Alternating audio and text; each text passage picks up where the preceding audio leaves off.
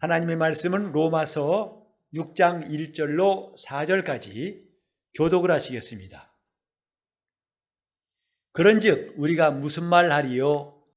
은혜를 더하게 하려고 죄에 거하겠느뇨? 그럴 수 없느니라. 죄에 대하여 죽은 우리가 어찌 그 가운데 더 살리요? 무릇 그리스도 예수와 합하여 침례를 받은 우리는 그의 죽으심과 합하여 침례받은 줄을 알지 못하느뇨? 그러므로 우리가 그의 죽으심과 합하여 침례를 받음으로 그와 함께 장사되어 이는 아버지의 영광으로 말미암아 그리스도를 죽은 자 가운데서 살리심과 같이 우리로 또한 새 생명 가운데서 행하게 하려 함이니라. 아멘. 오늘도 하나님을 사랑하여 예배한 여러분 심령이 물된 동산처럼 하나님의 복과 부유가 가득하시기를 예수 이름으로 축복합니다. 아멘. 예수를 믿는 것이 참 좋다라는 말을 우리가 예수 믿으면서 많이 듣습니다. 물론 이런 각박한 시대에 사는 사람들한테는 좀 동떨어지고 또 교회 나와서 신앙생활을 좀 깊이 해보지 않은 분들한테는 좀 마음에서 먼 말처럼 들릴 수 있고 남의 말처럼 들릴 수 있지만 예수 믿으면 참 좋다. 그건 사실입니다. 뭐가 좋냐? 오히려 믿다 보니까 힘든 일만 생각난다라고 하실 분이 있습니다. 물론 우리가 안 믿는 사람보다도 더 많은 의무사항이 있고 힘든 일이 있는 건 사실이에요. 또 사는 것이 안 믿는 사람보다는 불편한 것이 조금 더 있는 건 사실입니다. 하지만 그것이 아니라 우리에게 얼마나 좋은 것이 있는 것인가를 알기 때문에 예수 믿는 것 참 좋다. 그래서 자랑하고 싶고 전하고 싶은 거 아니겠습니까? 그 좋은 게 뭘까요? 어떤 사람은 주님 앞에 나와서 기도하고 응답받고 또 병 고침도 받고 놀라운 이적을 경험해서 그래 좋다고 할 수도 있습니다. 하지만 그렇지 않았다고 해서 예수 믿는 게 참 좋다라는 말을 할 수 없는 걸까? 우리는 요 몇 주간 동안에 새 것에 대해서 말씀을 상고했습니다. 내가 새 것이다. 이건 참 얼른 내 육신의 감각이 동조하기 어렵지요. 너무나 좀 믿어지지 않아서 조금은 황당해 보이는 것 같은 말. 만약에 내가 30년 더 젊어진다. 이 말도 사실은 잘 안 믿어지지 않습니까? 희망사항일 뿐이지. 그래서 젊어 보이십니다 하면은 그게 믿어지는 사람이 별로 없을 거예요.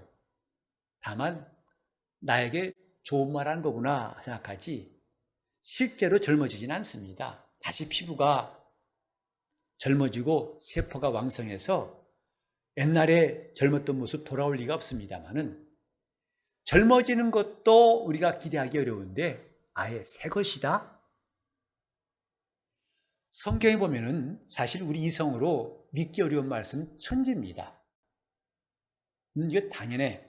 이해가 돼. 이런 말씀은 거의 안 보여요. 약대가 바늘기로 나가는 거 그거 어렵습니다. 부자가 천국 들어간다는 거 주님도 말씀하셨어요. 어렵다 하셨습니다.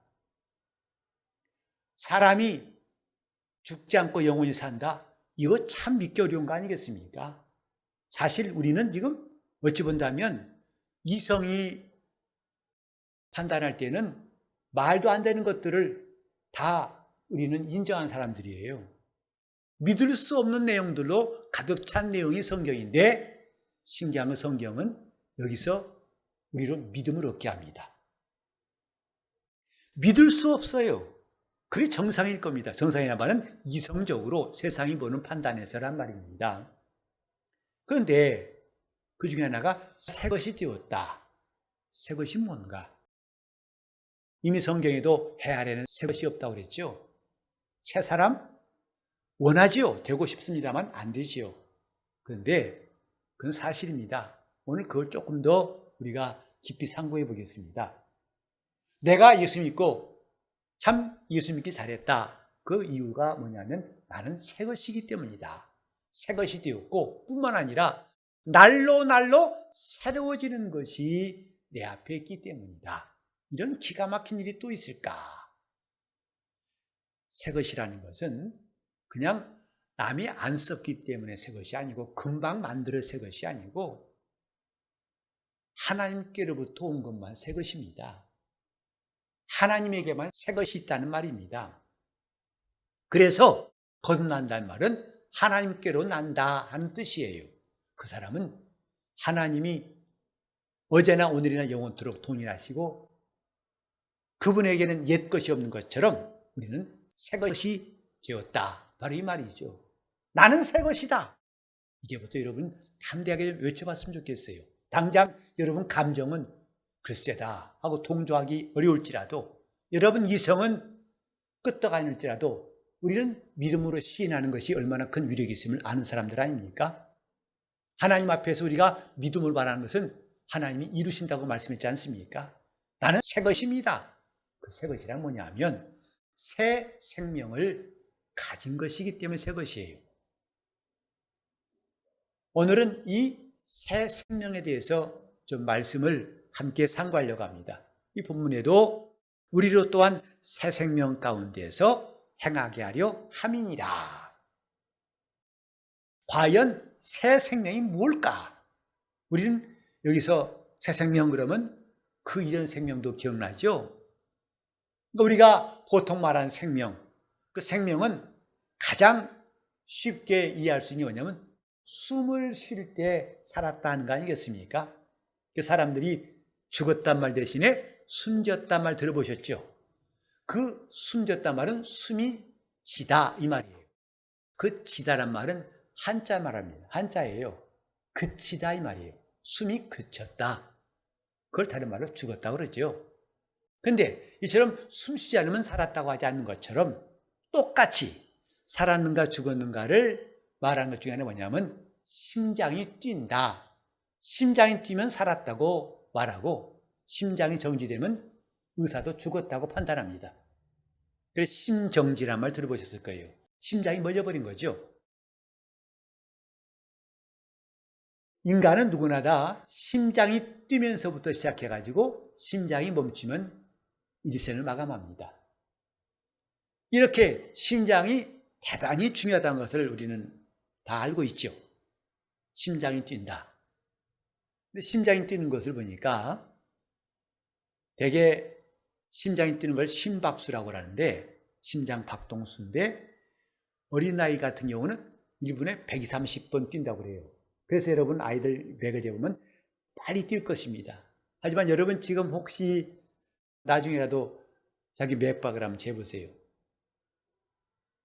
저는 지금까지 편견이 잘못된 생각이 뭐냐면 어린아이는 아주 심장의 박동수가 많으니까 근데 나이 들수록 점점 심장이 그만큼 안 뛰잖아요. 그래서 저는 심장 박동수가 줄어지는 것이 좀 염려스럽다고 생각했어요. 그래서 줄면 안 된다. 많이 뛰어야 한다고 생각했었는데 이번에 알아보니까 그것이 제 편견이더라고요. 보통 정상인의 심장 박동수는 60회에서부터 100회 사이래요. 근데 항상 100회가 아니라 좀 갑자기 운동하다가 좀 박동수 늘어날 때 이 정도겠죠. 보통은 성인 같은 경우는 60에서 80 정도. 그러면 정상이라고 생각합니다. 심장 박동이 확실히 줄었죠. 일반적으로 이 동물들 가운데서 심장 박동수가 빠른 게 건강할까? 또 느린 게, 적은 게 건강할까? 보통 우리는 빨라야 된다고 생각하는데 반대입니다. 심장 박동수가 작을수록 오래 삽니다. 여러분, 이 갈라파고스라는 바다 거북 들어보신 적 있나요? 이 거북은 무려 1분에 심장 박동이 6번 뛴대요. 그런데 수명은 170년이라고 합니다. 그리고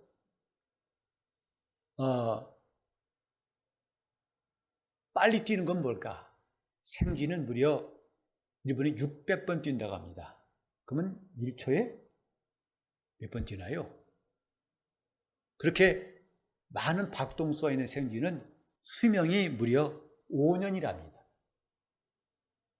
많을수록 좋지 않다는 거죠. 그래서 보통 150번 내지 170번 뛰는 개나 고양이는 수명이 약 15년 정도. 우린 그보다 훨씬 적게 뛰니까 오래 사는 것 같아요. 이제 심장박동은 많이 뛸수록 좀 위험하지만 그러나 너무 작게 뛰면 그것도 생명이 위험하지요. 우리는 지금 하나님 앞에서 살고 있는 시간, 그것을 가장 먼저 육체를 통해 느낄 수 있는데 심장이 뛰는 것으로 느낄 수 있는데 심장은 적당하게 1분에 60번 이상은 뛰어야 된다. 왜? 그래야만이 1분에 약 5리터의 피를 온몸에 순환시켜가지고 몸에 영양분도 산소도 공급하고 또 노폐물도 모아오고 그래야 몸이 건강해진다 이 말이죠. 근데 덜 뛰면 마치 차가 정체되는 것처럼 피가 속도가 떨어지면 문제가 생길 수가 있는 심장, 혈관에도 문제가 생기는 거죠. 이런 심장이 누가 뛰게 했을까? 심장이 뛰는 원인이 뭘까? 하나님 참 신기하게도 우리 몸에는 심장 자체에 심장을 뛰게 하는 원인을 만들어 놓으셨더라고요. 그 심장에는 동방결절이라는 게 있어가지고 거기서 전기 신호를 보내니까 그 전기 신호 때문에 심장이 뛴다고 그래요. 그래서 여러분 왜 심장 마사지 할 때 갑자기 전기를 가지고 의사들이 하는 거 보셨죠? 이 두 짝에다가 쫙 되면 막 반짝거리는 사람이 하지 않습니까? 그건 정상적으로 심장이 작동하지 않으니까 강제로라도 전기 충격을 줘가지고 소생케 하려는 것이다 이 말이죠. 심장이 잘 뛰어야 된다. 마찬가지예요. 중요합니다. 근데 심장이 제대로 뛰지 않으면 마침내 사람은 살 수 없어요.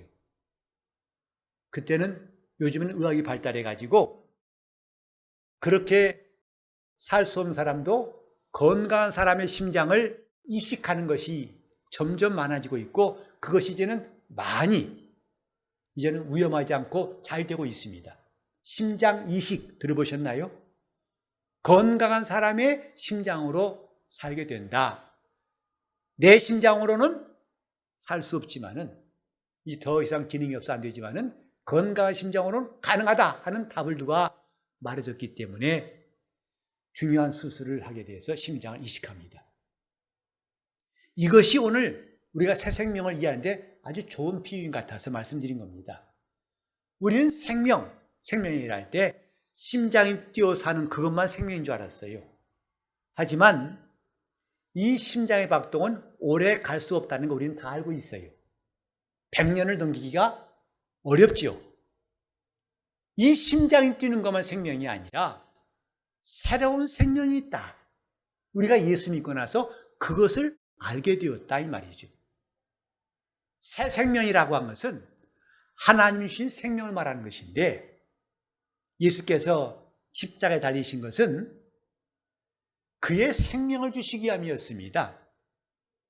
그분은 고난받기 직전에 마가다락방에서 성만찬을 행하시면서 내 살을 받아 먹으라, 내 피를 받아 마시라고 이 의식을 하셨는데 이것은 장차 우리에게 생명을 주시기 위한 주님의 고난을 상징하는 거예요. 예수가 왜 십자가에 달리셨는가? 그가 우리에게 생명을 주시기 위해서. 그것도 지금까지 내 심장이 뛰는 그런 생명이 아니라 이거와 전혀 관계없고 전혀 수준이 다른 영원한 생명을 주시기 위해서 주님께서 십자가의 고난을 받으신 겁니다. 그렇다면은 그가 죽으심으로 모든 인류가 다 생명을 얻어야 할 거 아니겠습니까? 그러나 세상에는 지금 90% 이상은 이 생명을 갖고 있지 못하고 믿지도 않습니다. 왜일까요? 그 생명을 우리 가운데로 운반하시고 역사하신 이가 성령이세요. 그 성경을 보면 생명의 성령 이렇게 말씀했어요. 성령이 비로소 예수의 생명을 우리 가운데 있게 하셔서 그 생명으로 우리를 살게 하신 거죠. 그래서 신앙생활은 성령 없이는 하나도 구체적으로 되지 않습니다. 오늘 저와 여러분이 항상 경계할 것은 관념적인 신앙이에요. 다른 말로 하면 막연한 신앙, 즉 머리로만 하는 신앙. 이것은 있으나만 한 것이라는 것을 우리는 알아야 됩니다. 왜? 그것 갖고는 자기 영혼에 변화가 없어요. 우리는 정말 이런 노력, 신앙생활이 막연하지 않아야 된다는 거, 신앙생활을 헛바퀴 돌리는 것처럼 해서는 안 된다는 것, 헛된 일에서는 안 된다는 것, 이것이 언제나 우리 마음속에 있어야 할 것입니다. 신앙은 관념적인 게 아니에요. 구체적이고 체험적인 것이죠. 하나님께서 예수를 보내셨습니다. 곧 그 아들을 버리셨어요. 그 아들 예수는 십자가에 달려 고난을 받으셨습니다. 그리고 성령은 그분이 주시려는 생명을 우리 가운데 운반하시는 생명의 성령이세요. 그래서 우리가 새 것이 되었다, 새 생명이 있다는 것은 그냥 하나님께서 말씀 몇 마디로 하신 일이 아니고 삼위일체 하나님이 함께 역사하신 어마어마한 천지 창조보다 더 큰 사건이 우리가 새 생명 얻은 것입니다. 그러니 이것을 안 사람은 참 예수 믿기 잘했다, 예수 믿기 참 잘했다, 예수 믿는 게 참 좋다라고 말할 수밖에 없는 거죠. 하나님에게 천지 창조보다 더 큰 사건이 있다면 오늘 우리를 새로운 피조물로 거듭나게 하셔서 새 생명을 주시기 위한 성부와 성자와 성령의 역사입니다. 그 결과 우리에게 새 생명이 주어진 거죠. 그것은 이제 자기 심장이 온전치 않아 가지고 죽을 수밖에 없는 사람에게 건강한 사람의 심장을 이식한 것처럼 내가 새 생명을 가졌다는 것은 다름 아닌 그리스도의 심장을 가지게 되었다 이 말이에요. 그리스도의 생명을 얻게 되었다 이 말이죠. 그리스도의 박동으로 살게 되었다 이 말입니다. 우리는 지금 이것을 머리로만 할 것이 아니라 정말 우리가 이를 체험하고 확신한다면 우리 신앙생활은 누구를 보루하지 않을 겁니다. 한눈 팔지 않을 겁니다. 다시 세상으로 돌아간 사람 없을 거예요.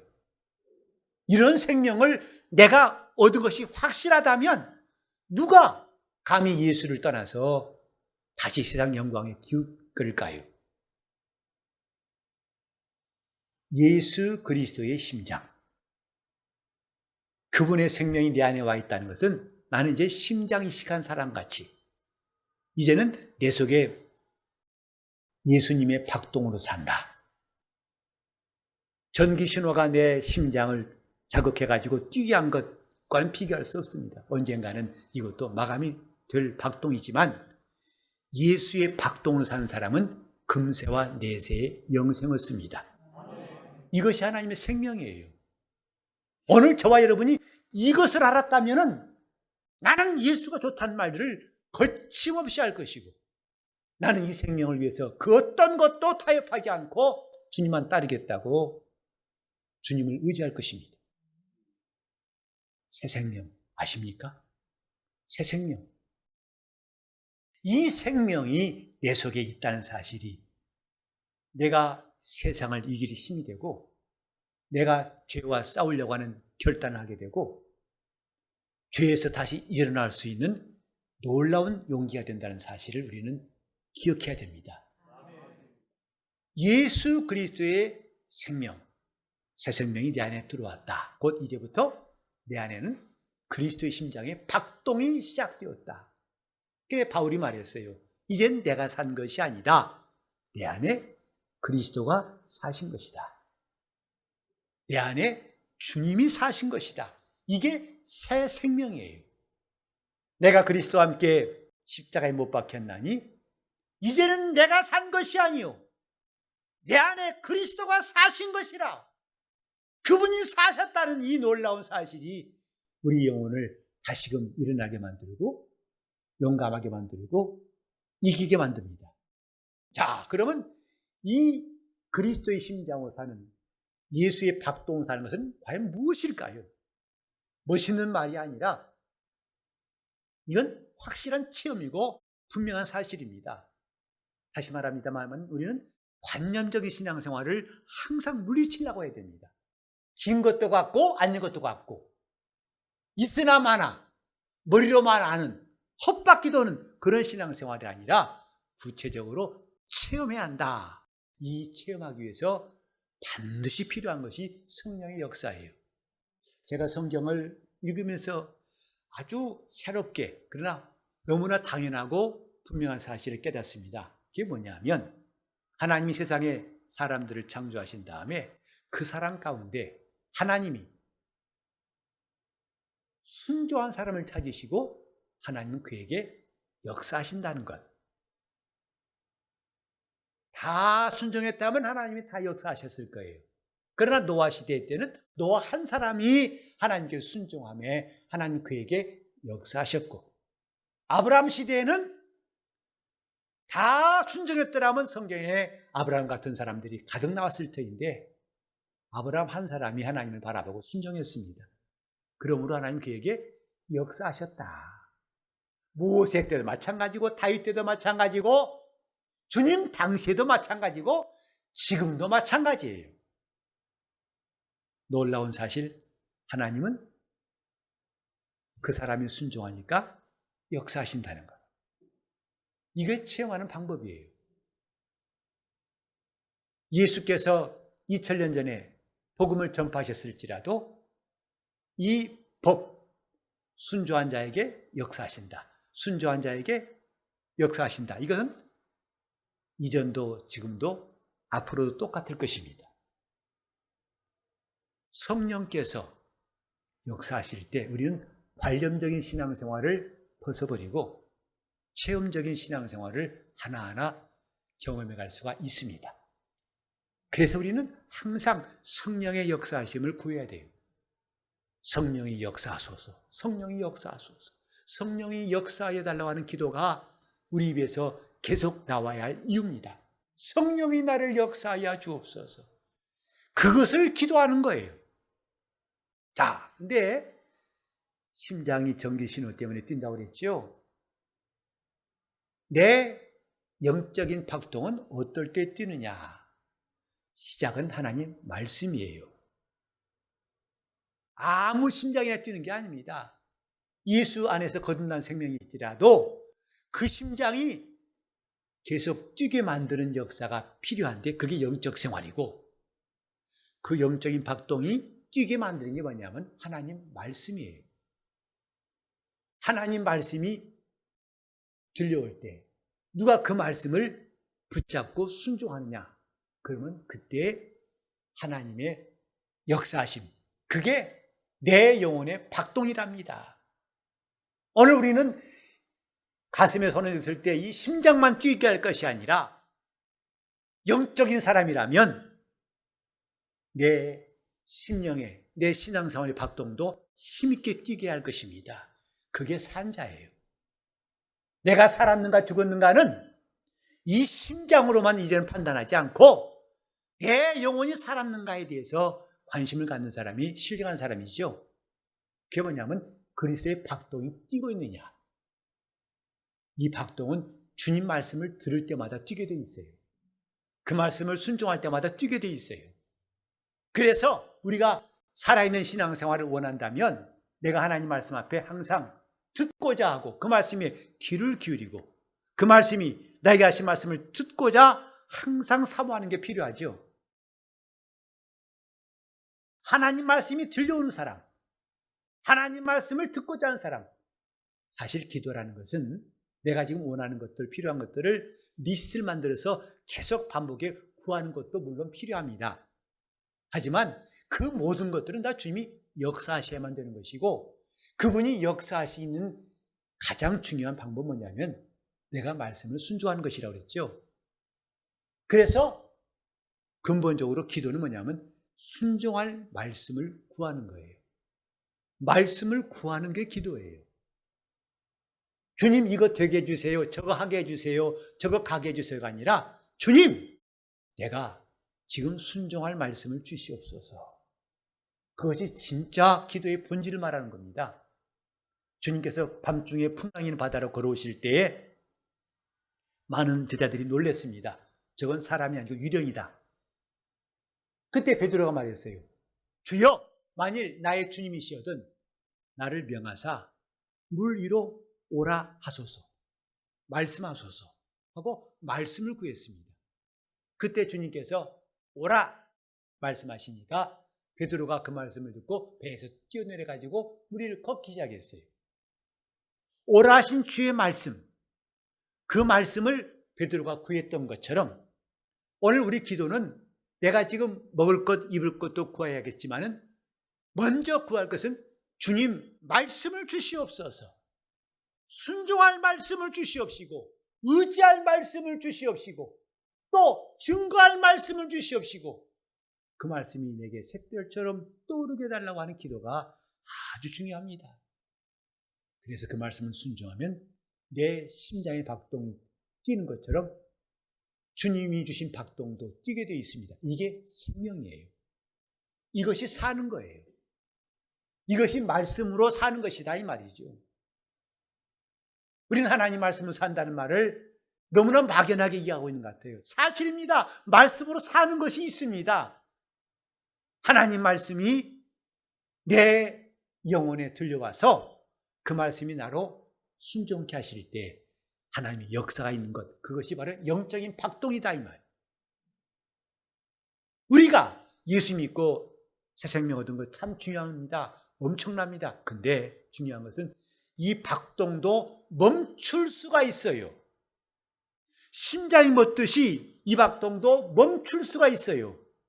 그래서 이 박동이 쉬지 않고 뛰게 만들고 더 힘있게 뛰게 만드는 것, 이게 성령 충만이요 영적 생활입니다. 자기 영혼을 살아가는 사람들이 이것을 원하는 것이죠. 하나님 앞에서 우리가 살았다는 것, 그냥 감정적이고 교리적인 말이 아닙니다. 영적인 박동을 느낀 사람은 그렇게 말할 수가 있습니다. 나를 순종케 하시는 말씀, 나를 움직이는 말씀, 그 말씀이 있다면 우리 영혼의 박동은 지금 힘있게 뛰고 있는 것이고 나는 산자라고 담대히 말할 수가 있습니다.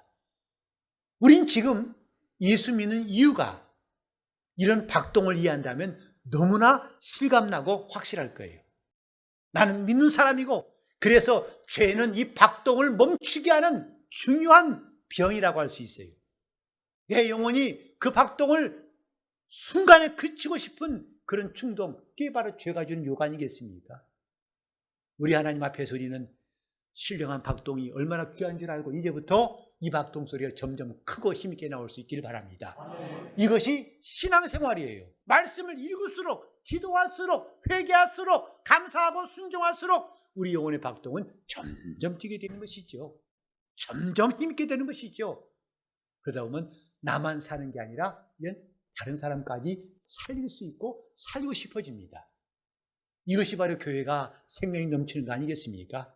우리 교회 꼭 그런 교회 되시길 바랍니다.